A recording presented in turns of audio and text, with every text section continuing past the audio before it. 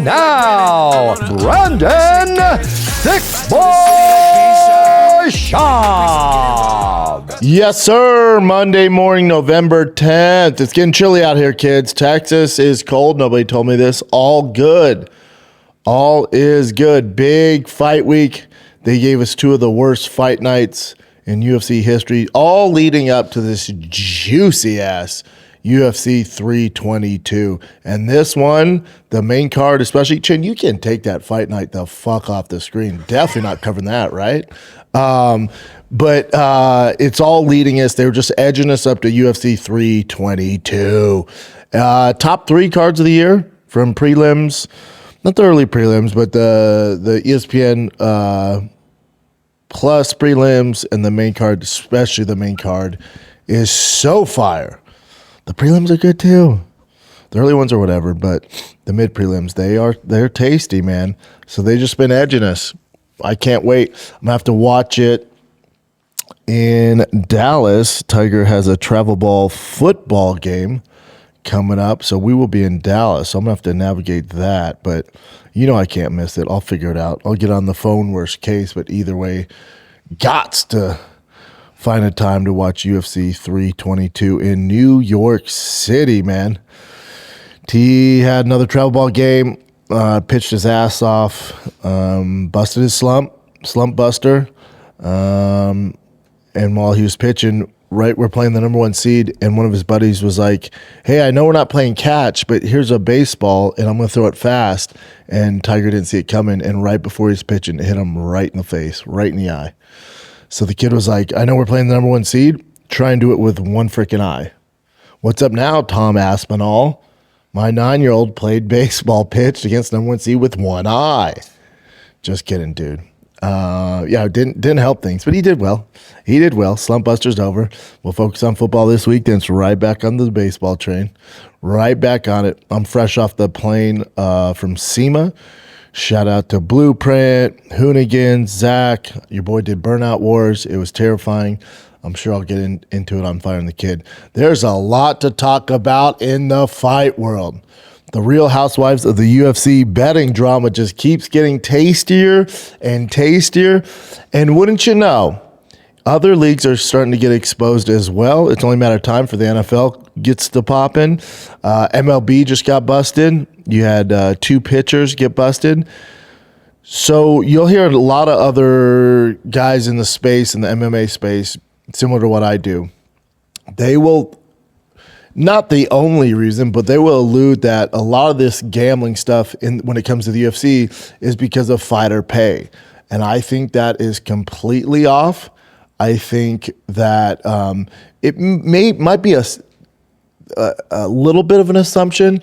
And I was thinking about this on the way in here. When it comes to fighter pay, you know, I've stood on my high horse and argued fighter pay and all that shit. Then you realize the fighters, it's just never, that stuff's never going to change. It's never going to change because we're not a league like the NFL, NBA, or MLB. It's just not. It's the fight business, and this might be the only way to do it. I don't know, but all indicators would point to it. It is the only way to do it. So when it comes to fight pay, and they're not busting the big dogs in this gambling stuff because the big dogs make too much money. They have too much risk. So it's usually these lower level guys. So when you argue it's fighter pay, then how do you argue the MLB guys? That pitcher was on, I think, a $3 million contract a year. You know, the NBA guys, similar, even higher. It's just part of sports, unfortunately. At a low level, I don't think it's like this huge cancer and it's going to ruin, you know, any of these leagues. I just think it's human nature. Like you're going to get some bad apples and they play these dark arts. And with the lower tier guys, if you think about it, and even the other leagues do this to a certain extent, obviously the barrier to entry as a rookie, whether it's MLB, NFL, NBA, they're getting significant more. But hear me out here. If you're the UFC, so should you pay a newcomer who is fresh into the organization 100 and 100? No, man. You got to prove your worth. So when they go, well, this gambling thing would be an issue if they were paying them more, you just can't run a business like that. Once you're a proven kind of product of the UFC, then these guys make pretty goddamn good money. So, but you can't give these entry-level guys this insane pay. It's just, you can't run a business like that. So I think when guys chalk up to fighter pay, it's just stupid.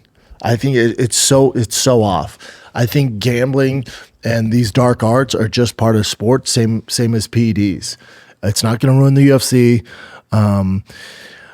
But when it does come to the UFC and this Isaac Bulgarian character, where my tentacles go up, where my ears go up, is, the fight business and the betting business and gangsters go hand in hand. It's a fucking jambalaya of dark arts, and they just all swim in the same pool. It's just the way it's always been. And if you look at the UFC in general, I mean, Dana White is a degenerate gambler. So when you're captain of the ship, is posting, he spends whatever 100,000 a hand every night, and I'm banned from the casino because I'm such a badass. All this stuff. It's like, yeah. And then he partners with the Nelk boys, and Steve will do it, big time gamblers. And then the Nelk boys and the bear shit they do with Dana and all that, they're hand in hand, and these guys are notoriously degenerate gamblers. Degenerate meaning they do it a fucking ton. Degenerate's almost the wrong word. It's what they do. They bet on shit, right? So when you're playing in that pool, man, you're just encouraging these people in the dark shadows to jump aboard as well. So of course the shit's happening. But like I said, Dana, because he's in that world with the Full Send boys, the Nelk boys, Steve will do it, right? Especially Steve will do it. Good dude. Nelk boys, I do not know. But that's the culture. That's this young culture. That's Dana White's culture, is gambling and betting and high stakes, and it's how they get their rocks off. And then you bring these guys into the UFC world. You bring them into the world, and then they're becoming part of that eco, kind of culture. So Steve will do it, and Isaac Bulgarian are pretty chummy, right? From Dana White Contender Series. Isaac Bulgarian was the first UFC fighter to be sponsored by Full Send and the Nelk Boys. Mm-hmm. Yeah, and Steve will do it actually. At the time, Bulgarian was living in an RV, and Steve will do it got him a house, apparently. Mm-hmm. And then the guy gets busted for, some shady shit when it comes to betting. What did you think was going to happen? And this Bulgarian too, like a lot of these guys, the reason they're doing it is Isaac Bulgarian is never going to be a top 10 guy. Who are you to say? I'm telling you, he doesn't have the skill set. That there's not enough hours in the days to get there. He knows his time in the UFC is short. He knows. And he's not going to make life-changing money. He's not going to make millions of dollars. And then you're hanging out with Steve Will Do It, who bets non-fucking, that's his brand. The Nelk Boys, that's their brand. Dana, that's their brand. So I do think Dana needs to take a little responsibility here. Now, I'm not saying Dana should suffer any consequences, but I also think to shareholders, to other people in Endeavor, they should be like, buddy, what the fuck you doing, man? What are you doing? Like, of course this was going to happen. Because my question, if Isaac Bulgarian never met the Full Send Nelk Boys and Dana White, let's say he was in the PFL or he was in Brave or won championship or any bare knuckle, does he get in trouble for gambling? The answer is no. I mean, he wouldn't get caught. No, he wouldn't do it, is what I mean. The only reason he is kind of this scapegoat now, the reason he's in the situation he's in is because he was introduced to this world, because that world is incorporated with the UFC. That world's not. Why do you think the Nelk Boys, Full Send, Steve Will Do It, that whole crew, which I like, I like those guys. It's not that that's what they do. It's not on them. But Why do you think the Nelk Boys and Full Send and all this shit aren't hanging out around the PFL? Because no one gives a shit. No one's watching it. They're doing it because Dana White brought them on board. The only way they get access to any of this is the gatekeeper, the captain of the shit. Dana White brings them in, introduce them to fighters. So if you think that Isaac Dolgarian and these other guys who are associated with this would have done this if they never fought in the UFC, you're crazy. The only reason this is an issue is because Dana White opened the door. Dana White played with the Ouija fucking gambling board, and in came these evil spirits. And when you play those games, you're going to get some dark fucking prizes. This is your prize for introducing fighters to this fucking underground world. This does not happen if this isn't, Dana's thing. That's what it is, dude.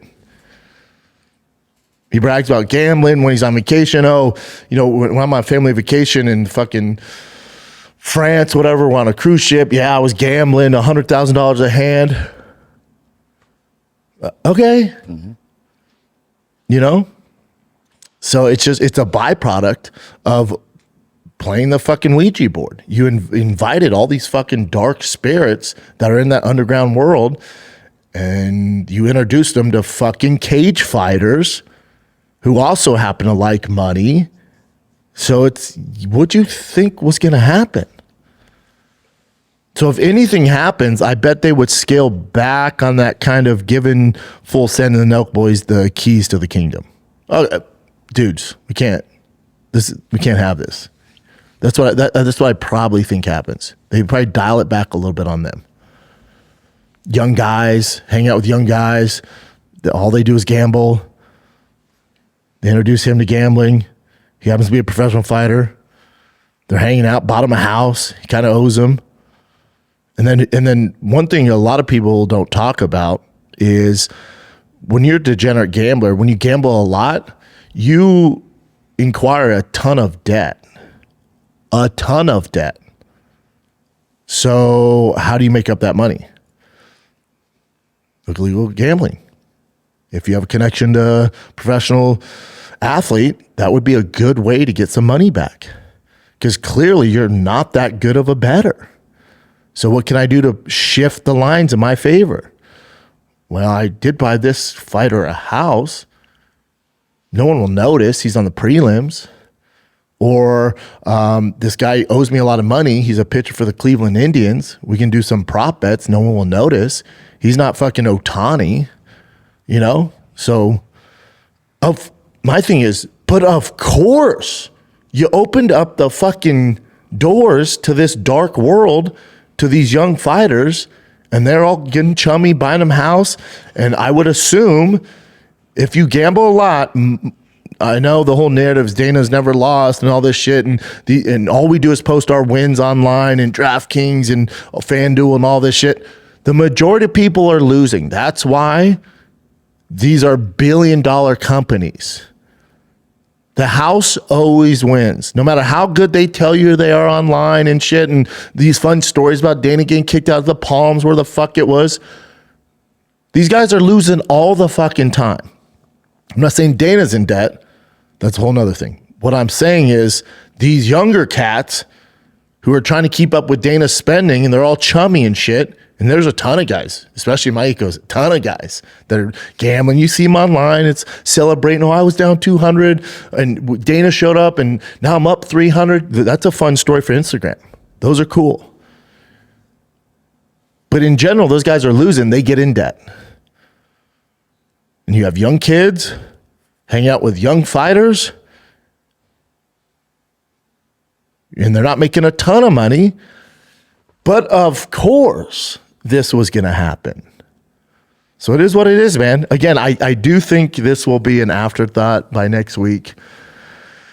But I think the UFC is going to self-regulate, and you're going to see some of the characters that are involved in degenerate gambling and always pushing this gambling shit kind of get iced out.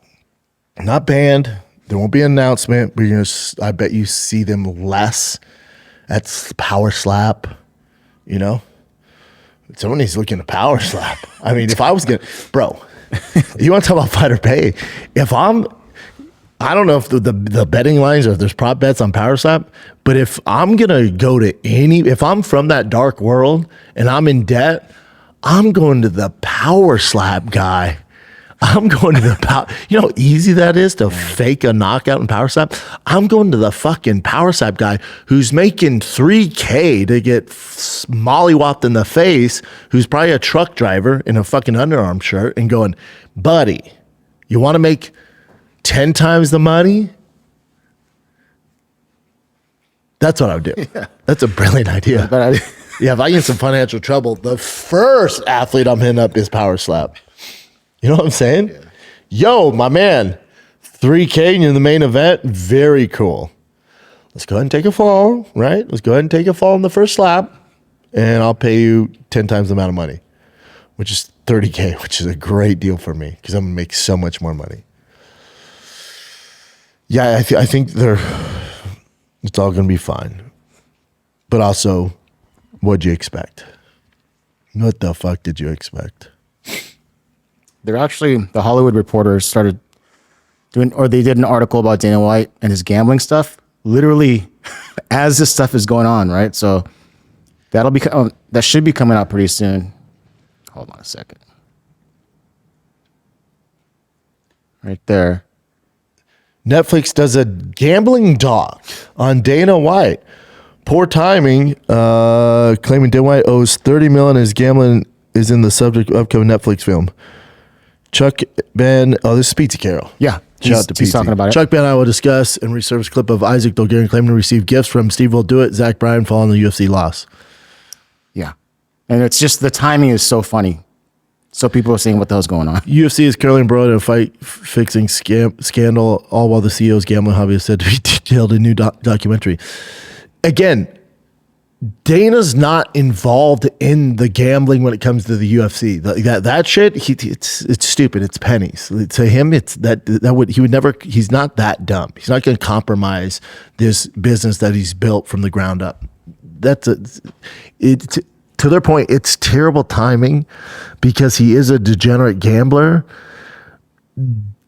Dana's guilty of inviting and giving access to those young gamblers like Steve Will Do It and the Nelk Boys, access to these young fighters. That he's guilty of opening that door and making those connections. Now, he's not responsible. You know, these Bulgarians are technically a grown man. So Dana's like, I didn't tell him doing that shit. I know, but this would have never happened if you weren't in this world as well. Damn near the face of the world, you know? The scandal has forced the UFC to reevaluate its procedures, with White claiming he will enforce new policy regarding fight fixing moving forward. During this internal crisis, Netflix is really moving forward. Yeah, Netflix, like, we don't give a fuck. That's like better. Probably document Dana White's gambling exploits. I tell you what, this is going to make this documentary... the views are going to be exceptionally higher. Because before I'm like, I don't give a fuck, dude. But now I'm like, let me check out what he's doing. Camera crew has been following the UFC CEO around Las Vegas casinos, capturing his high-stakes sessions at games like Blackjack and Baccarat. Yeah. Yeah. When the face of the company is a degenerate gambler and hangs out with young kids who make a lot of bad decisions, and then you incorporate that with young professional fighters who don't have a ton of money, include debt. Wow, I can't believe fight fixing happened. Said nobody. White is known for bets that reach millions of dollars, even admitting so during an interview on Club Shay Shay. Check this out. Netflix doc is expected to feature stories of his massive wins and losses. Again, people only post their fucking wins on Instagram across all aspects of life. These guys that you look up to that are gambling all the time are degenerates, and they are fucking losing most of the time. Including one instance where he was filmed turning a $1.2 million loss into $700 profit. And that's fun for the documentary. And that's a Tuesday. I want to see Wednesday, Thursday, Friday, Saturday, Sunday. Because I guarantee you, every night, he's not winning $700,000. That's not real. This is fun for the documentary. They probably followed him around for months and got this one piece where he was down 1.2 million. In general, how this goes, the house always wins. In general, he's losing millions of dollars a night. But that's not a fun narrative. That's not going to make, the headlines. The project also reportedly touches on continuous claims that he owes a massive gambling debt at Red Rock Casino, owned by his longtime the Fertitta brothers. That's interesting. I mean, yeah, that's also clickbaity, maybe. But he also, because they're his boys, they're like his brothers. They started the company together. They're not that's dicey. That could be a thing where, they give him this huge tab and he's down right now, so they claim it's a debt, but he does come back. Yeah.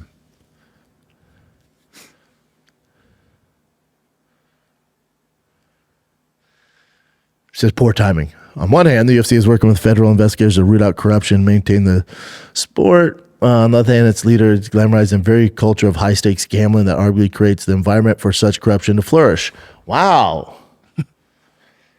This irony has not been lost on the public, with the documentary news being met with immediate skepticism and criticism given the current climate. Yeah, people just talking smack.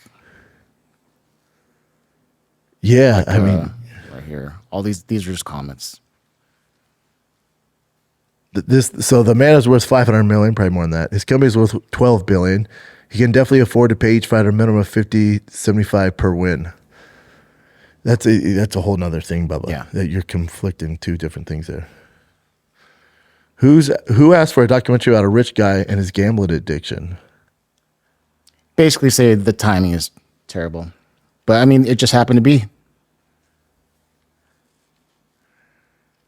Yeah, it's not a good look. No. It's probably the worst look for the UFC in a hot second. Yeah. Yeah. Again, I don't think, especially like on the main cards, I don't think there's any shenanigans going on. But with the lower level guys, you introduce some of these degenerate young gamblers who have influence on YouTube and TikTok. What do you think was going to happen, man? I saw something online about Jason Herzog and that guy Harry Mack. Harry Mack's the one that did that video, about listing all the different things about Jason. Yep. Hold on. Is this from last week though, where they're just talking shit to each other? Yeah, something where Harry Mack's supposedly that's why I didn't bring it up as an actual event, but it just clicked in my mind right now. Uh-huh. Apparently, he got a DM from Herzog saying like the UFC is not investigating me, right? They confirmed it, whatever. So you had to take down your post, delete your footage or whatever within 48 hours. You have 48 hours or something like that. Okay. I haven't seen anything since.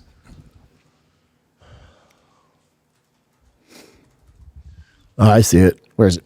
It's on. Go down to the Instagram. Yeah. Harry Mack right there.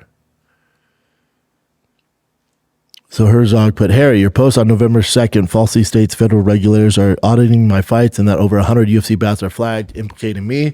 The UFC has confirmed directly with the FBI I am not under investigation. My fights are not being audited. You have 40 hours to retract the claim and delete the post. And then he said, nobody said 100 fights were flagged, implicating you. Yeah, he's right on that. I was told the feds were moving to audit your fights, and that's what I reported. I stand by it. Learn some, reading comprehensive, dickhead. Oh, that's going pretty hard. Yeah, that's not cool. You think you get to call me all sorts of... Oh, did Herzog talk a bunch of shit to him? I didn't see it.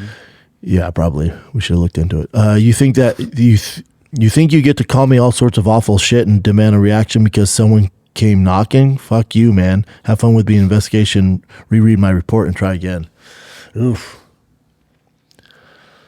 Yeah, I assume this Harry Mack's a young dude. It's this dude right here. Yeah, click on his profile. You see it? Where it says at BB? Yep.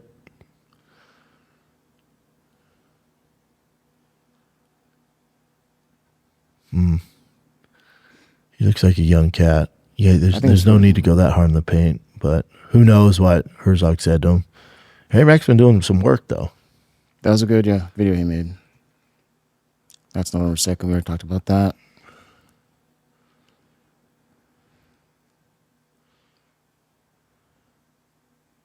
MLB.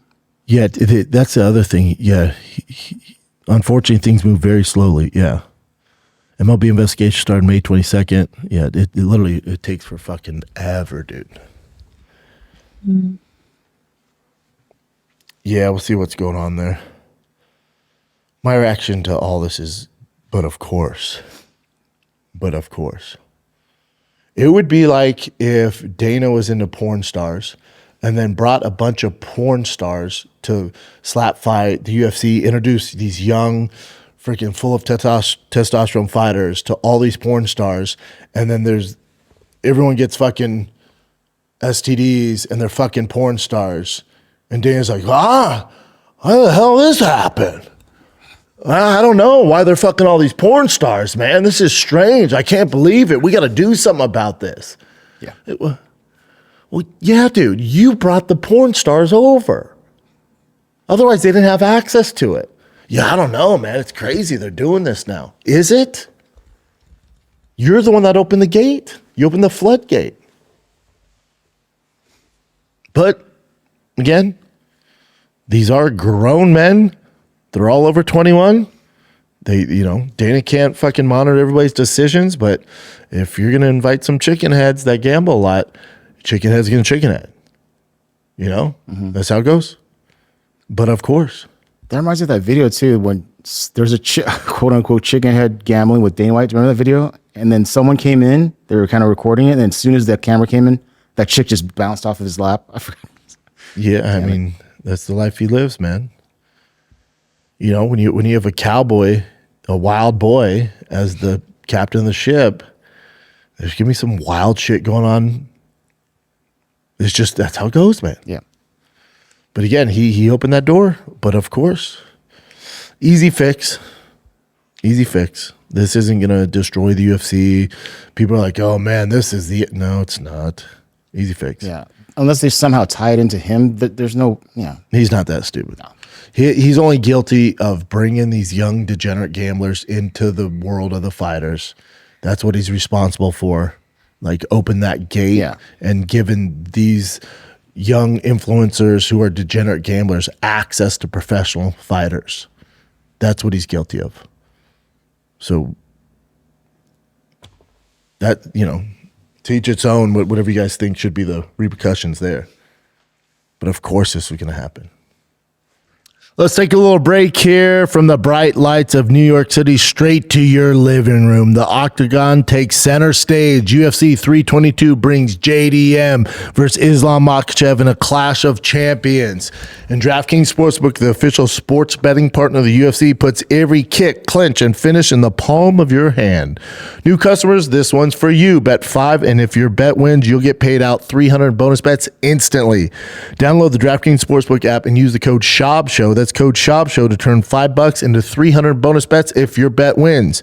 In partnership with DraftKings, the crown is yours.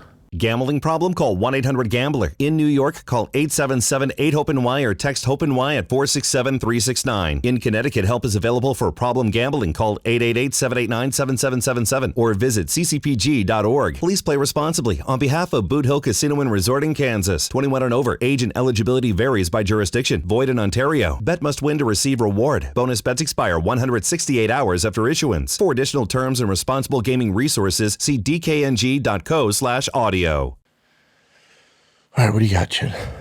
Did you want to do the 322 stuff a little bit later, or just go through current events? We can first? do it now. Okay.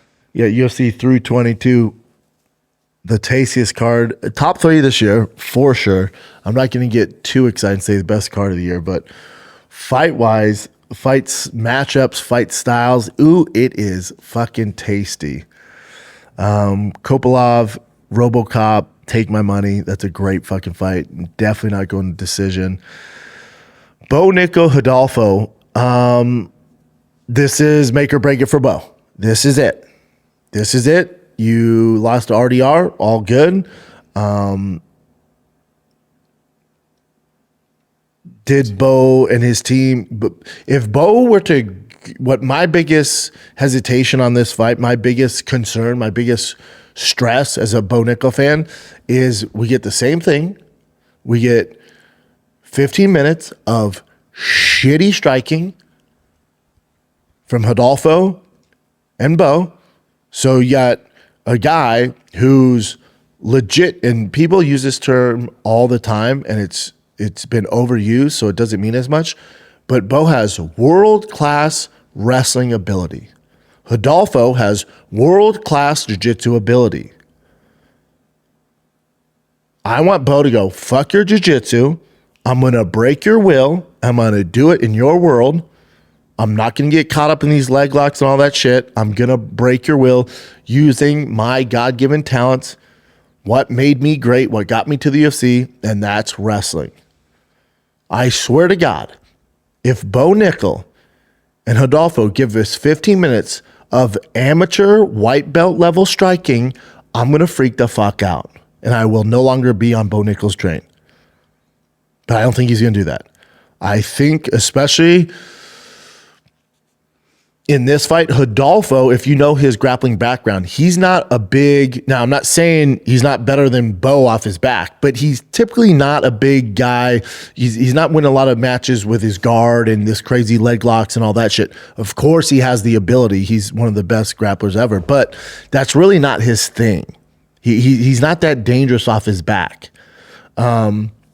He's dangerous, and his game that made him so successful is tripping, taking guys down, and heavy pressure on top. Heavy pressure on top. It's going to be a far cry for him to take Bo down. So I think Bo has a huge advantage to get the takedown and break his will, use some ground and pound, and open him up and get a finish on the ground. But if he's playing this bullshit patty cake on the outside and giving us those Charlie Brown kicks and this terrible striking, it's over. His career's over. This is it. This is there's a lot of fights on this card where it's make or break for guys. For Bo, this is one. Dude, come on, man. And he needs to fire his coaching staff. I've said this. If they're not telling him to use his wrestling to become UFC champ, and they're just working on striking with your ass all this time after your last two performances, I'm telling you, Bubba, you've got, and it's tough to do. I get it. ATT by Penn State, and that's all cool, man. All that goes away, bud. You got to change coaches. If anyone in your camp is telling you, stay on your feet and strike with Rodolfo to get the win, you're doing it wrong. You're fucking doing it wrong.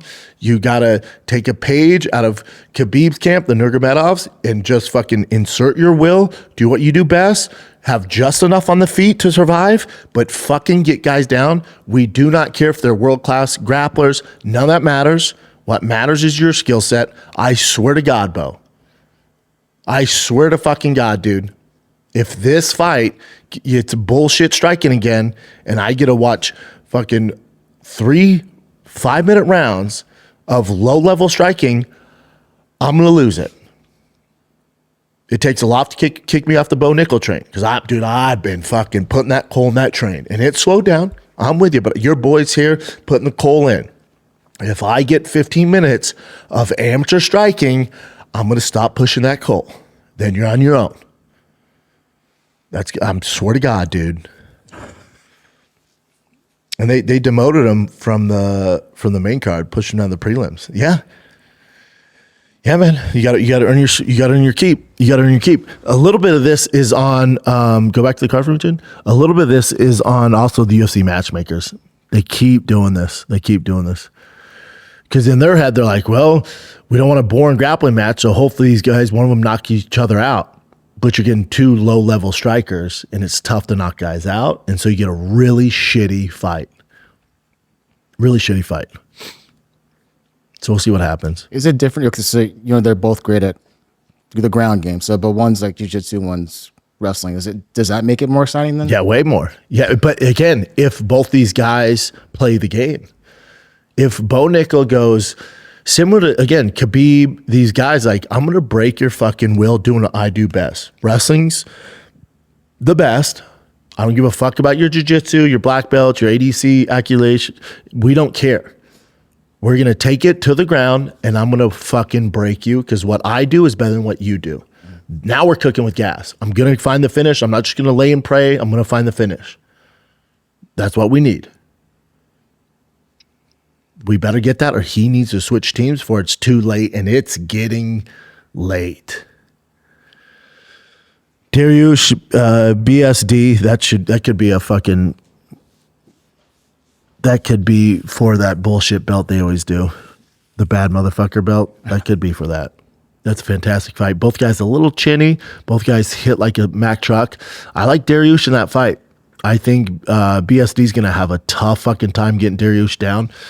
Dariush is very, not really, maybe to the casual. I mean, his grappling is fucking it's so good.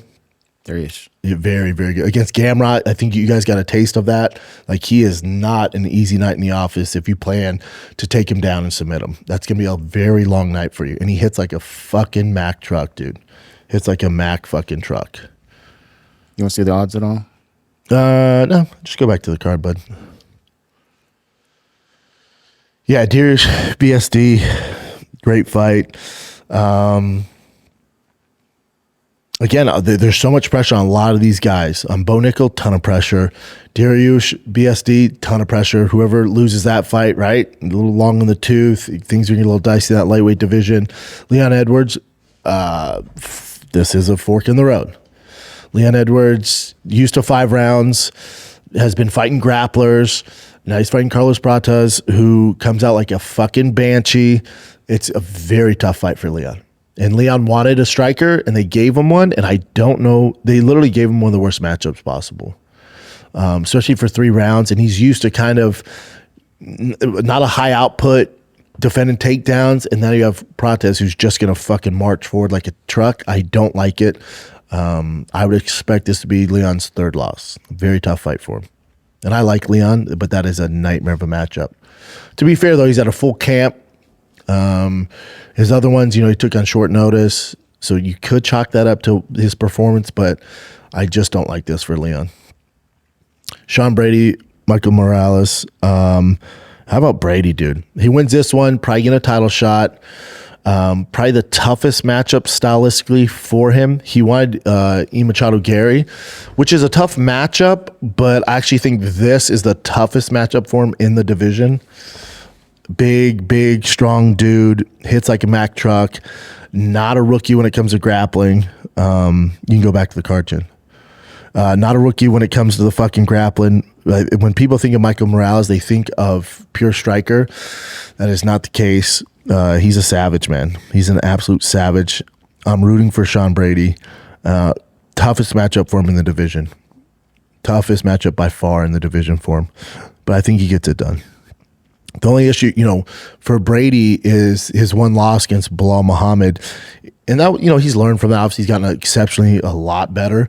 And that was probably a good loss for him, especially the way he bounced back. And I do like to see guys get losses and how they bounce back before they become champions, so they have things to work on. Sean Brady's one of those guys. The only caveat with Sean Brady is, and again, Bo Nickal, take a fucking page out of Sean Brady's book.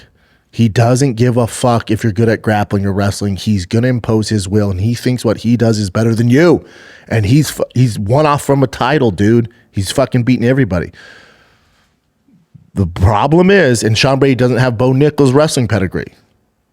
But the problem is, if Sean Brady cannot get them down, it's a very tough night in the office for him. But there haven't been many guys that avoid that Sean Brady grappling. He's strong like a fucking baby gorilla. But Sean Brady's issue will be is if he doesn't get guys down, he gets fucked up on the feet. That's how it goes. But I like Sean Brady in that fight. Let's take a little break here. Let's be real. Confidence in the bedroom changes everything. When you know you can perform, the confidence carries into every part of your life. You're ready to go. That's where Urijah comes strong. This isn't just another pill. It's a confidence game changer designed to help you get harder and last longer when it counts. Go Long combines 2 doctor-trusted medications in one dual-action pill that works faster and lasts up to 36 hours. No more timing anxiety, no more second-guessing yourself. You got this. Getting started is simple. Connect with a board-certified doctor, 100% online at Rugiet.com. If prescribed, your treatment ships straight to your door. Ready to level up your confidence? Connect with a provider at Rugiet.com. Use the promo code SCHAUB to get 15% off and see if prescription is right for you. That's RUGIET.com. Use the code SCHAUB to get 15% off today. Use the code to support the show, and also Rugiet knows we sent you. And then next up, your co-main event, Shevchenko and your girl, Chin Weili. Same Weili. I think we all got Weili in this fight. Strength of schedule. I just think it's her time. Shevchenko's been, she hasn't fought, I mean, it's not her fault, but she hasn't fought the tip of the spear. Weili, she's just such a handful to deal with. I think she's going to put it on her. I'm rooting for Shevchenko, but I just think Weili gets it done. She's a fucking monster. This is the first time I'm like, I might be the other way around, which sucks. You're taking Shevchenko? I'm kind of scared. You want to bet on it? No, because I'm going to pick Weili regardless, but I think Shevchenko, she can definitely win, especially in the clinch. But I think Weili just has too many tools to get it done. But I'm definitely not going to bet on this. You don't want to bet like lunch or nothing? It's too close, man. Yeah, I'll take Weili. JDM Islam Makhachev. This is for all the marbles, kids. The odds makers are just fucking rude. I don't know how they decide the odds, but I think they're so off on this. This is by far, bar none, Islam's toughest fight to date.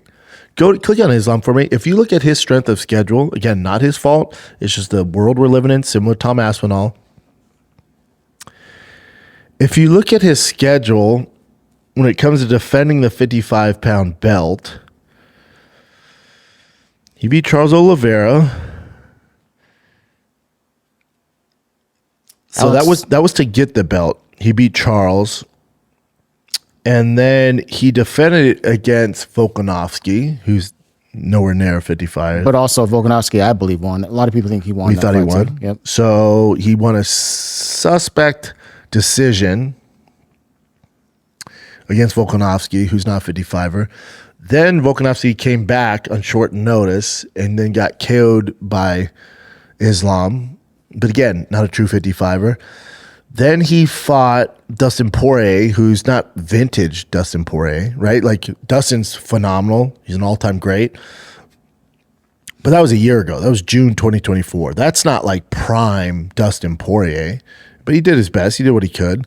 And then he choked him out. But, solid win. And then, again, not his fault. None of this is his fault. And then Moicano, who's, not even top 10 guy. So his best win is Charles Oliveira. Then he beat a 45er twice. I thought he lost one of those. Then he beat a long in the tooth Dustin Poirier. Then he beat a guy on short notice. So the narrative of that Islam's this GOAT and he's better than Khabib is so far off. Now, him going to welterweight and doing something Khabib has never done will get him a little bit out of Khabib's shadow, but still not completely out of his shadow, right? I always go based off strength of schedule.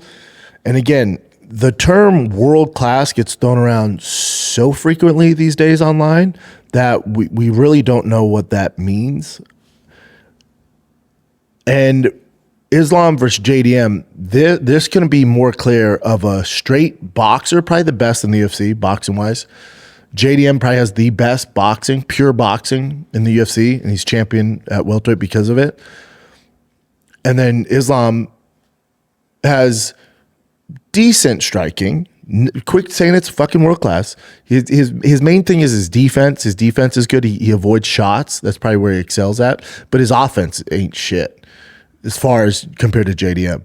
So you have a straight boxer versus a straight grappler. That's what this fight comes down to.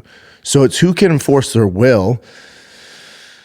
And when it comes to JDM, I love what his team's done because he had the perfect dress rehearsal against Bilal Muhammad, who's a bigger version of Islam.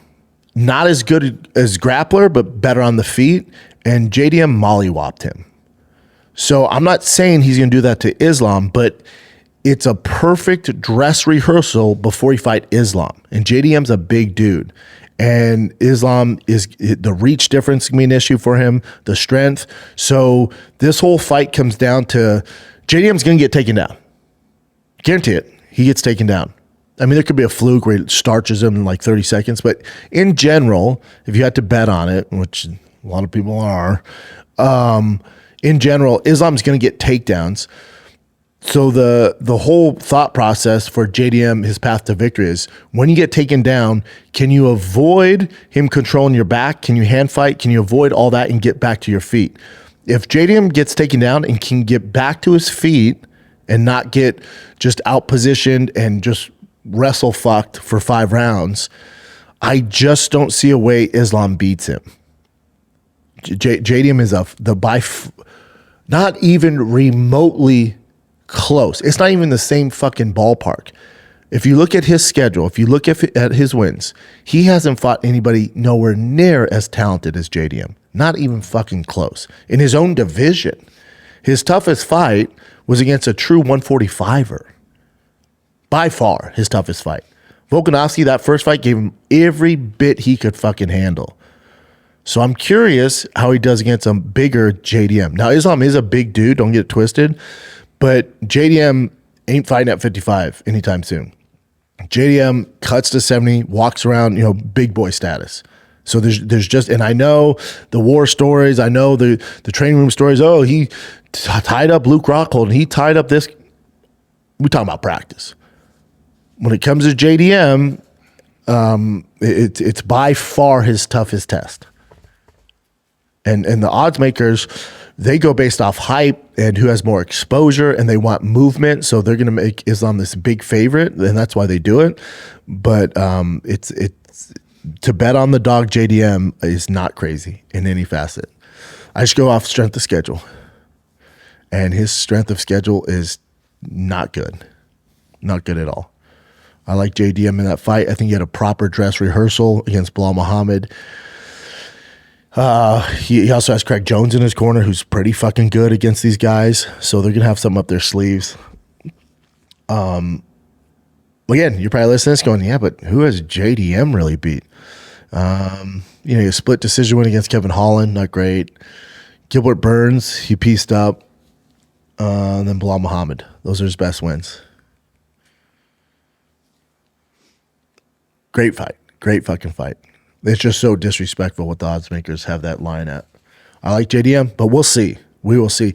And also for Islam, great fighter, you can, when you go up like Izzy did, like these other guys, you can go up like Alex is going to do. If you go up, no harm, no foul if you lose. It's not even your division. He's a bigger guy, not a big deal. He's still champ. You can go back to 55. There's still a lot. That's kind of my issue with this fight. There's so much waiting for him at 55, and he hasn't really proven himself the way some of the other 55 champions have. You got Sarukian waiting for you, which is a tough fucking fight for him. By far, Sarukian's by far his toughest matchup. You got Topuria there, don't forget. Don't get it twisted. And I also think for the health of the division of 55 and 70, it's best if Islam loses. It gets all fucking complicated if Islam wins at 70. Things get a little weird, It's more of a clear-cut true champion at 170 if JDM wins. And there's a lot of contenders, a ton of them at 70. So we'll see what happens. Because, again, not Islam's fault. This is the way it goes.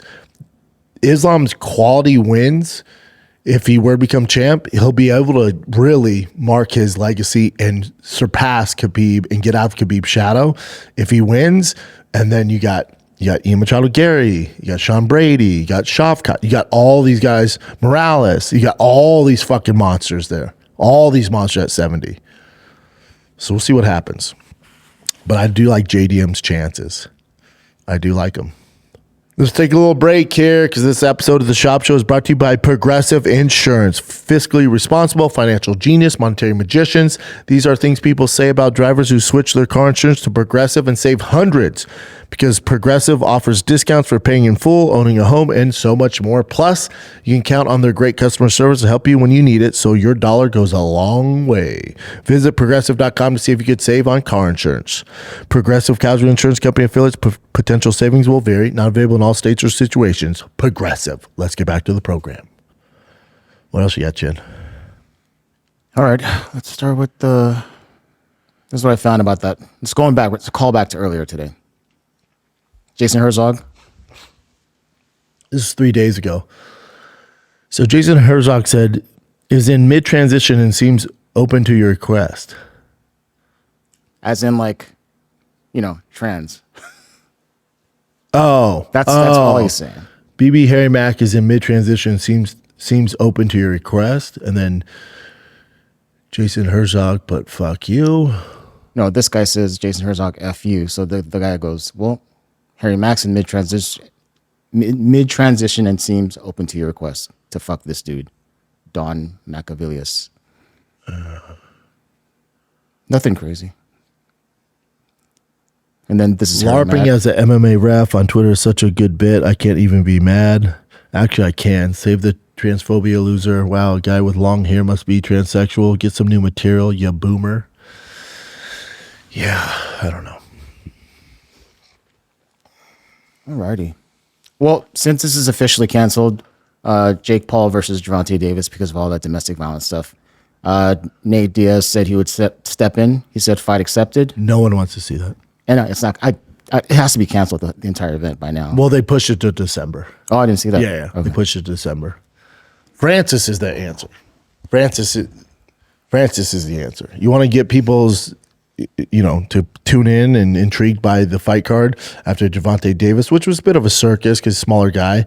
The Nate Diaz thing would eat all the dick on Netflix. Now, get your bag, both of them. I want Nate to get paid. I want Jake to get paid. But as far as, the best opponent that's going to intrigue the audience, the casuals, it's Francis by far. By far. Everyone thinks Francis is going to knock Jake's head off. Most people would like to see that. So, but the Nate fight again, no one's trying to see that shit. No one. So you said This guy goes, he says, can't wait for this. But I think he meant can't wait for this. Yeah. Yeah, you can. We've seen it. That'd be funny if he actually meant can wait for this. Yeah, that's funnier if it says can't wait for this. Yeah. But I think he misspelled it, put can't. Yep. But no, and Jake, listen, anything I'm saying, Jake's team, who's very smart, know this. They're like, we can't do Nate on Netflix. There's nothing there. But again, get paid, boys. Yeah. If you do it, good for you. You said get paid. Do you believe what Francis is saying then? He's like, it's a disrespectful thing for him to even call me out. But if he makes a ton of money, like, why wouldn't he just Francis will do it. But I think Francis is seeing a different tune now. I think he posts, he's like, I'm telling you, don't want this. I think Francis is down. Okay. So Jon Jones went on this podcast, no scripts, and it's just he has some pretty interesting sound bites. This is about Tom Aspinall. He's a great athlete, but I do feel like he's a one-trick pony. I believe that his wrestling and jiu-jitsu is incredibly overrated. That's he fair. has a beautiful 1-2. I got to learn That's a lot fair. about his patterns in his last fight. That's really about it. That's the one thing that he's setting up real nice. He couldn't touch Cyril Gane at all. That's the way I felt. I felt like Gane was just getting Gone. Gane's hands was down. He was shaking his shoulders, bouncing around. He was touching him. He was touching him. That jab, too, was money. He busted him open. He was so comfortable. I think Tom was looking for a way out, and he took it. He needs to change his game. Tom's a great athlete. He gets into that too. Tom was looking for a way out. Yeah, I agree with John. But Tom's not saying he's the greatest grappler, greatest wrestler. Tom's not saying that. He just goes out there and wins. No one's been able to stop him. So, saying he's overrated is what the fans have put onto him. But I agree. Tom, it's all up in now. It's not fair to say he's overrated because again, Tom's not saying he's this badass. He's just winning every fight. But he's just not battle tested. Again, strength of schedule. I always go back to strength of schedule. How's he respond if he loses a round?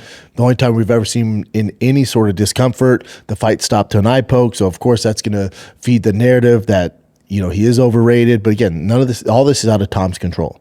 But from Jon's perspective, he should have said, yeah, the people are building him up too much, thinking that his grappling is this great grappling and his jiu-jitsu is world class. Like, again, world class is a very fucking loose term these days. Yeah, there's nothing wrong with Jon saying that. This is more on Jon talking about Tom. Tom, when Tom gets hurt, it's like he's like immediately incapacitated. Mm-hmm. Immediately. He shut down. It's like you poke my eye and then he's like immediately, there's no like, Ilias looking cat on national TV is just trying. He didn't try. He didn't try. Same thing with Curtis Blaze. When he hurt his knee, there was no limping. There was no trying to get up. Boy, he was just like immediately. Yep. Burn my village. I can't go on. Immediately quits. Yeah. When he got tapped out with an ankle lock, there was no trying to fight his hands. There were no trying to. He immediately quit. You just with I'm just having fun. You having fun with the eye patches? I'm having fun with it. Yeah. It's like So fight him. Oh, cool. So he's overrated. He always wants out. He looks for a way out, even though he's undefeated. And, all he has is a good 1-2. His grappling ain't shit. Then, cool. Should be an easy night in the office for you. Fight him. Mm-hmm. You can talk all the shit you want, and they gave you your $30 million. And some of what Jon's saying is right, but my whole thing with all this, okay, cool. Fight him. If he's overrated and he quits, should be an easy 30 mil for you then, right? So fight him on the White House card. He keeps asking for Alex. No. Hold on. Fight the champ. Let me know how it goes. Well, let's find out. And maybe Jon's right. Jon's IQ is through the fucking roof when it comes to fighting. So he might be right. There's only one way to find out. Fight him. Don't go on podcasts and talk shit about him when they had the fight set up for you and you turned it down for 30 mil. This is very easy to figure out. Fight him. Mm-hmm. Now, he did mention this on this podcast. He mentioned that on this podcast too about he's the one that messed up that deal with Dana White. He wants to sit in a room with him and apologize and everything. But yeah, you want to make it up to him? Fight the champ. Don't chase the easy fight with Alex. And trust me, I get all that. Get your bag. You deserve whatever fight you want to get. But if you're going to go on podcasts and talk shit about the current champ, then you got to fight him. If it's that easy, the Alex fight can wait. Fight Tom. Yes. And a lot of people are saying because he saw that fight with Gon, that's the reason why he's even talking more shit now. Like that's why I told you that. Remember, I called this day one. Yeah. There's not a lot of footage on Tom. We don't know. Jon's like, he looks fucking good, but I don't know. I want to see a little more footage on him. And now he's seeing more. He's like, okay, not as scary as I thought. Mm-hmm. And so it looks like he's a little more open to it. Yeah. So again, it's the term ducking too, right? Everyone likes to use ducking. I think it was Jon being like, nah, I see what you guys are saying. He is a fucking monster, but there's not a lot of footage on him, so I don't know what I'm signing up for. I'm going to back out of this deal. Oh, you're ducking. Cool. I'm going to back out. Let me get a little more footage on him to see what kind of animal I'm dealing with. And from this Gon fight, he's like, oh shit, Gon had a lot of success. Now I'm in. That's all that is. So you call it ducking. I call it being calculated. Yeah. Okie dokie. So the White House fight, that date, they said, is supposed to be the 14th, but it's potentially before. It'll be potentially before that. But still in June? Yeah, from what it's just all rumors right now. Sources say that Trump has greenlit plans to host one of the first UFC fights. Yep. Yeah. So they don't really know. Mm-hmm. That's on his birthday. Yeah, the UFC hasn't confirmed anything. But outside that they're fighting at the White House, but they didn't give us a date or anything. Let's see. The cool thing about that as well is one of the sons, Eric Trump, he said that, he said this statement right here. He says, Jon Jones has to fight. I would love to see him. I feel like he has one left in him. And if there's one you're going to do, it's the White House. I think you're going to see McGregor at that one. I know McGregor pretty well. He's a great guy. There's so much talent there right now. We have to have a good American showing on America's birthday at the White House. And then he brings in your boy. We've become pretty close to Bo Nickal. He's a hell of a fighter. We'll see, young man. This kid was undefeated at Penn State, a true American champ who goes into the octagon, starts knocking people's heads off. Wrong. You don't know what the fuck you're talking about. I like to see a couple of American kids who did really well in college at the good American state schools. Yeah. Bo Nickal should be on again. Bo Nickal has to do what he was born. What favors his skill set. If it's another 15 minutes of bullshit, we can't put you on the White House card. But if he goes in there and does his thing and dominates and submits them or ground and pounds them out in the first, second round, buddy, the White House is on a platter for you. Your boys, you're friends with all of them, but we can't have you making America look weak. Scared to grapple. We can't have that. We can't have that. And you know this, Bo, and your team knows this. You got to enforce your will, dude. Otherwise, there's no White House. No. You can be a spectator like me, sitting at home, wishing you were there. So a lot of pressure on Bo. Yeah. I swear to God, dude. I swear to God. I want you guys to think about me. If that's a boring 15-minute bullshit sparring match, I want you to go, fuck, Schaub's going to be pissed. And you're fucking right, dude. Huh. Well, let me ask you this then. If you had the opportunity, not right now, back in your heyday. If they called me right now, I'd fight on the White House card. Oh, shit. Okay, so that's perfect. The only card that I would fight on. Well, there you go. So if you had plenty of time to train for it and all that stuff, would you just go for the win? Like, as in if you, like a LeVar Jackson kind of. LeVar Johnson, yeah, with that kind of thing? Or would you try to go for a crazy finish? Depends on the matchup. It's at the White House. The world's watching. Depends on the matchup. Okay. I got kids. I got shit to do. You know? I got shit to do. Okay. So you give me a favorable matchup, game on, dude. I'll be looking for the finish like a motherfucker. Yeah. That LeVar one, remember, was it like a must win? I had to win that fight. I was coming off losses. Like, that was a must win. And I just ragdolled that dude. Went for the finish, but his fucking steroid shoulders blocked it. I think I had like 10 takedowns in that fight. Holler. Holler. I wonder how that dude's doing now. I thought he was gone or something. I don't know. Okay. So this is RDR. He's speaking out. I think this is probably one of the first times he spoke out since he got. Yeah, I like RDR. Yeah. Let me just refresh this though.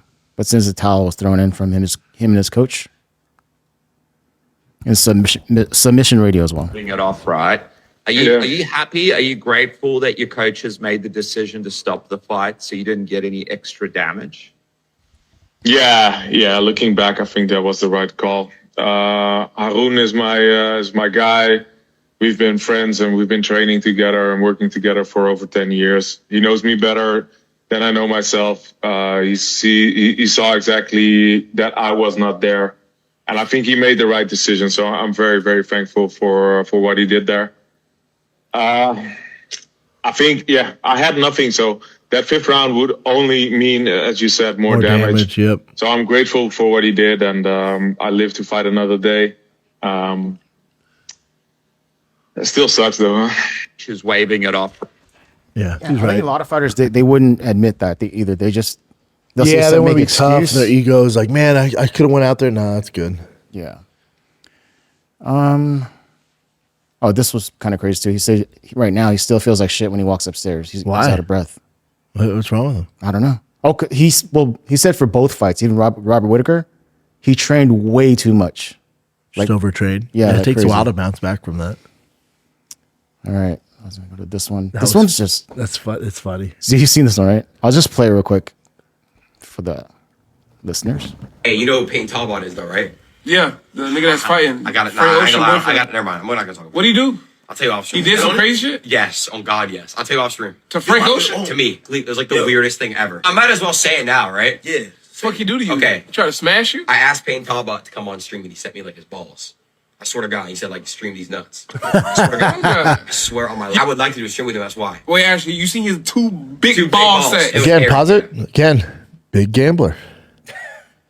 It's funny, but I'm saying like that kid gambles like a mother. Adin Ross, big gambler, face of a gambling organization, big gambler, big streamer. Again, who's putting these guys in this position? Talbot, he ain't the one to fuck with. He don't give a fuck about fame, none of that stuff. That's one thing so compelling about him. He's on TikTok. He's not trying to up his followers and all that shit. Come on my stream. Picture of his nuts. Stream these nuts. Dude. He said they were hairy too, which is legend. I bet he has big old nuts. Legend. It's awesome. That's awesome. This one, I wanted to get your input because you kind of mentioned this like all the time back in the day, but this is what Armin Sarukian says about his paychecks and how far it goes. So Sarukian reveals he makes $300K for a win in the UFC, but gets left almost with nothing after expenses. Interviewer, so you get $300K? And Armin goes, no, that's only if I win. And he says, so if you lose, what, around $150K? He goes, yeah, roughly. Yeah, you get half your pay. And from that, 30% taxes right away, especially because he lives in California, right away. Then from what's left, 50% goes out, 5 to the gym, 5 to the coach, 15 to the manager. We got to negotiate that, Armin. 15% to your manager? It's fucking cut and paste contracts? Come on, bud. You prepare for 2 to 3 months and end up at 0. But if you win, you get a bonus. Yeah, that's motivation, but in general, you're kind of fighting at a loss most of the time. So the main income comes from sponsorships, right? Yeah, sponsorships. That's how you actually make money. Correct.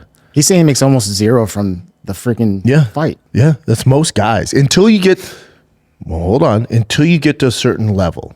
Mm. Then you're making enough money, and then also the sponsorship money increases where you're making real money. Mm. But in general, until you fight in those big marquee main events, your camp, especially if you're doing, especially these days, but even when I was fighting, if you're doing a proper camp, they're super expensive, very expensive. Wow. Very expensive. Okay. This is interesting as well. This is Derek Moneyberg talking about Sean Strickland. Okay. Oh, God. Perry had one? Yeah. Dude, when I was talking shit about journalists, Mike Perry goes, come on, man, I'm out here on these streets. He goes, I'm a real journalist. I love Mike Perry. Dude, he does an awesome job. He's great. I really enjoy it. He's good at everything, dude. Mike Perry is the it factor. And if you go back, it was probably below the belt, might have been the Big Brown Show. I fucking told y'all, when Mike Perry has a kid, he's going to quit being a knucklehead and he's going to fucking step his game up. Look at this motherfucker now. Incredible. Crushing it. Yep. Crushing it. Remember he was in trouble saying the N-word, fighting a dude at some sushi spot? Old dude. Remember all that shit? Yeah. You don't see any of that with Mike Perry now. It's just if you're a fucking real man, when you bring kids in this world, if that doesn't make you sober and grow the fuck up, you're just a bad person. Mike Perry's a good fucking dude. And I've known him for a while, and I knew that was going to be the case. And look at his life now. Dude is crushing it. Yeah. All this should be celebrated. The Mike Perry's, the guys that leave the UFC and go on and do great things. When you talk about shit about fighter pay and all that stuff, it's just the MMA culture. It's just culture in general. Everyone wants to hate on these guys and make fun of them.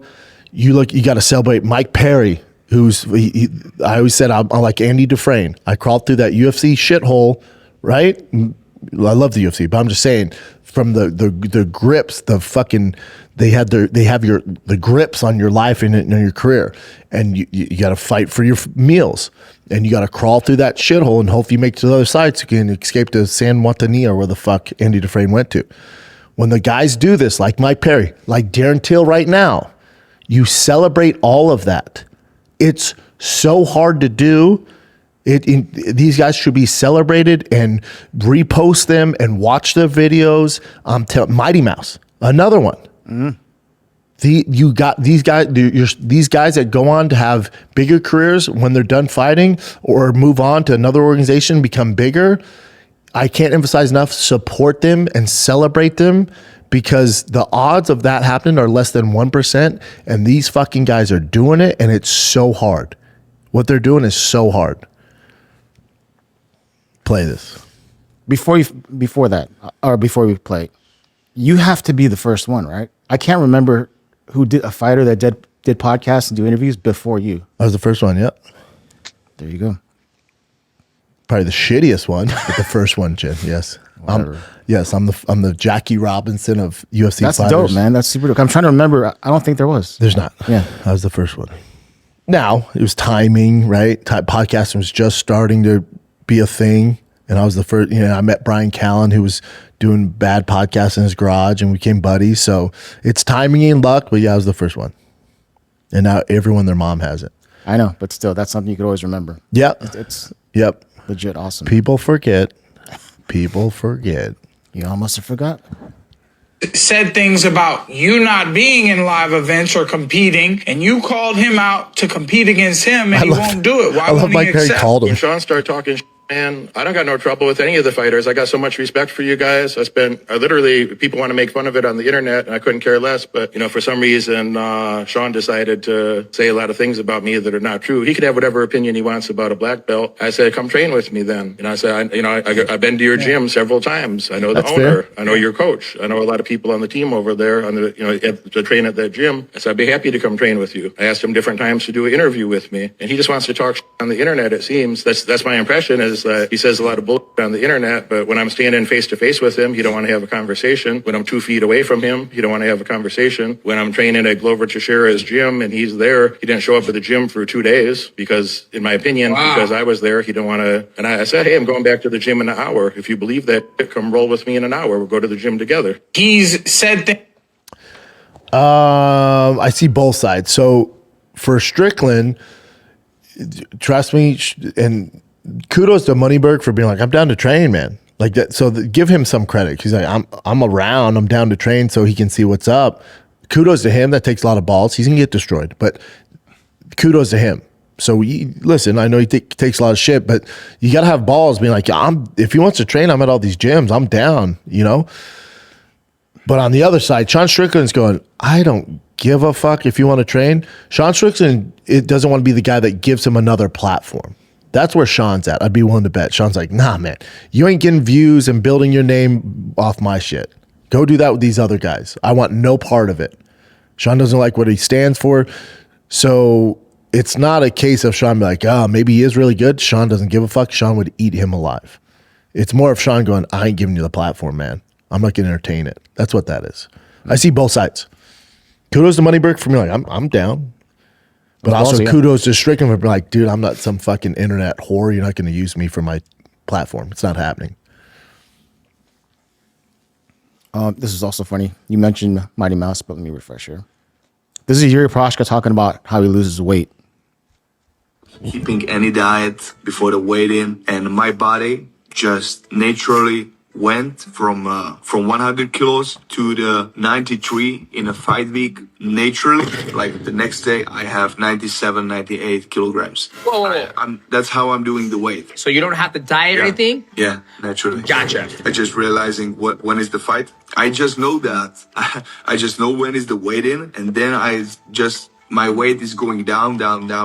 Day before the weigh-in, 94, 95 kilograms. So I'll make sure I get this straight. So you tell me that Yuri Prochazka can sit here and think like I need to be 93 kilograms, and boom, you're going to be there. I don't want to say like I'm just doing that because by that, but yeah. I feel my body like in the next week I have the weight. I need to be a little bit down. I don't know how. I'm going with the weight down. But I love Yuri. Here's the thing.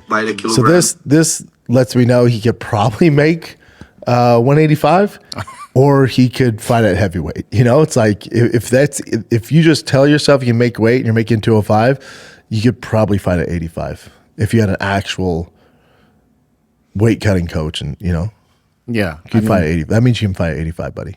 If you're not killing yourself to make it there, like most guys, you could probably fight at 85.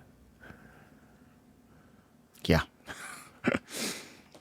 Okay, so Islam Makhachev, obviously he had got pretty much kicked out of the UFC because his attitude, right? Yeah. He was still winning, but some boring fights. But check out, this is when he fought I bet they bring him back. Yeah, I bet they bring him back. At this point, they should, yeah. Yes. That's it. Oh, he clipped him. He caught it. He's been looking for that head kick. It is over. The smell. Shout out to Brave. Yeah, man. There it was. Head. Yeah, two different kicks at the same time. Hold on. Yeah, sometimes guys just need a reality check. It's like benching a starting quarterback or, putting a number 3 hitter at number 8. They just need a little bit of they just need more. And the only way they're going to learn that is by, send him out of the UFC or something like that. So this could be exactly what he needs to get to where he needs to get in the UFC. And he's exciting outside. Getting so there. Hopefully. Getting there. Okay, this is the last one, pretty much. Urijah Faber talking about the GFC thing, where how they GFL. GFL, how they kind of just stopped all their fights. Let me see what he says. I'm in the dark on it too. Let me see. Urijah Faber. Yep. So Urijah Faber was one of the famous fighters caught in the fallout of the Global Fight League, and he recalls why it seemed like a good idea at the time. In 2024, entrepreneur Darren Owen announced the launch of a new MMA promotion, which promised a roster of names familiar to any fight fan. Yep. However, in April, the events were officially canceled with no words as to when or if the league would attempt to relaunch. The only updates have come from GFL's Instagram with a post-encrypted message in October with no substantial details. On the premiere of episodes of Dominic Cruz's Love and War podcast, again, celebrate these guys. Repost it, like their shit. Do that for Dominic Cruz, man, so he has another revenue stream to make money. So he goes, without putting personal business out there too much, they were offering a ton of money. And I actually had the main guy and a guy I knew that used to run West Coast Fighting Championships come to my house and kind of explain it. I was just thinking, first off, this doesn't make much sense. Parts of it made sense, but what he was offering and everything else didn't make sense. The guy had an earnest idea, a bit delusional, agree. Some pieces that weren't making any sense, agree. I feel like this guy was a bit gullible, a bit delusional, which is okay. And then my manager had seen Owen's checking account with $30 million in it, same. So that was the only reason I agreed to it. I was like, okay, this guy's real and he can write these big checks, same. I also talked to Anthony Pettis, Paige Van Zandt. They had been getting checks from him prior to pre-checks. Pettis was the one that's like, bro, I'm going to tell you this GFL thing. I looked at it, and so honestly for me, I wouldn't have done it without the blessing of the UFC. Favorite proceeded with caution, even going as far as to reach out to the UFC CEO Dana White to ask him if it's okay for him to sign with GFL for a rematch with one-time opponent Renan Barão. Though Faber believes he was contractually clear of obligations to the promotion competed for, he still felt it was a good idea to keep White in the loop. It turned out to be a wise decision for Faber not to fully commit to GFL, and he later found out that the supposed funds that had been allocated to the fighters weren't all they were chalked up to be. The chinks in the armor started showing, Faber said. It turned out that the money in the bank was just a snapshot of money he had briefly and then had to give back and all this kind of stuff. They asked me to do some things ahead of time, get my medicals and stuff. I had already saw the writing on the wall. Told my management, don't get medicals. This thing is going to fall apart. One of Owen's ambitions was to provide genuine alternative to the UFC, which was only furthered. Oh, yep.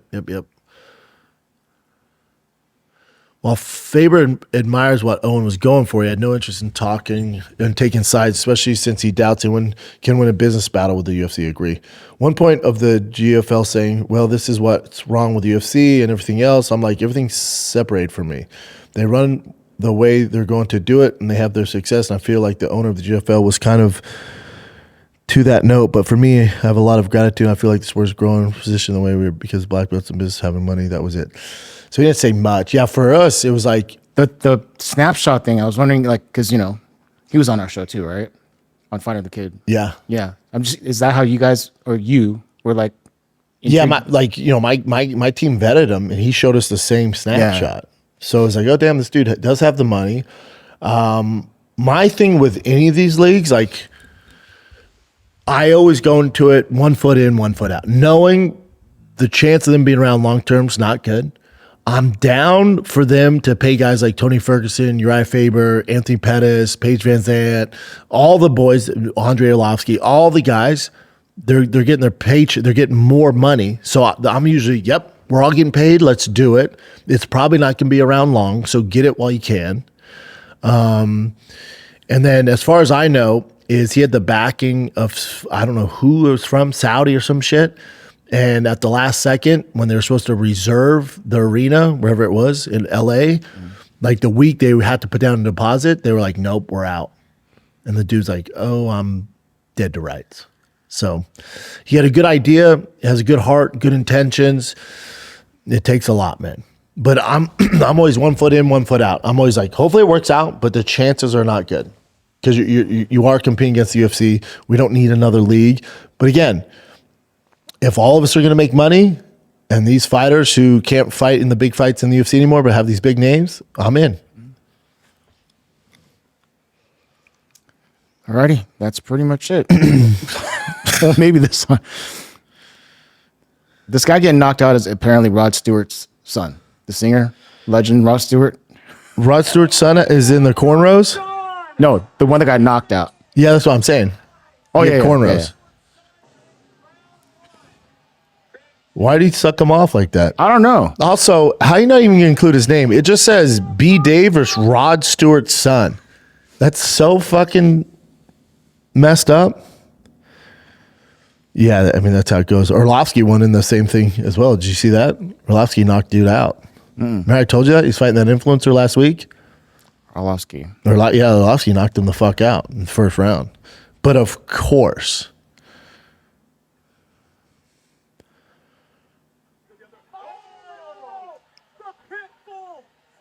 Yeah, but of course. What'd you think was going to happen? Influencer jumped in there with Andre Orlovsky? Yeah, man, that's how it goes. It got to the fourth round? Holy shit. That's how this goes. Yeah. Shout out to Orlovsky, one of my faves. Is that it, brother? That's it. All right, UFC 322 is going down. It's going down in Madison Square Garden, the great state of New York, with the new Mondani in charge. We'll see how that shit show goes. Either way, you got a great fight. Who cares about the politics? You got a great freaking fight. I cannot wait. I will be in Dallas with my son's travel football team, but trust me, I will be watching this. I swear to God, Bo Nickal, let's freaking do it, dude. Get it done. Let's fight at the White House after this. All right, kids, if you enjoyed the show, go on over to the Patreon ad-free. It's patreon.com/TFATK. Love you guys. If you see me out there on the street, come say what's up. Till next time, I'm out.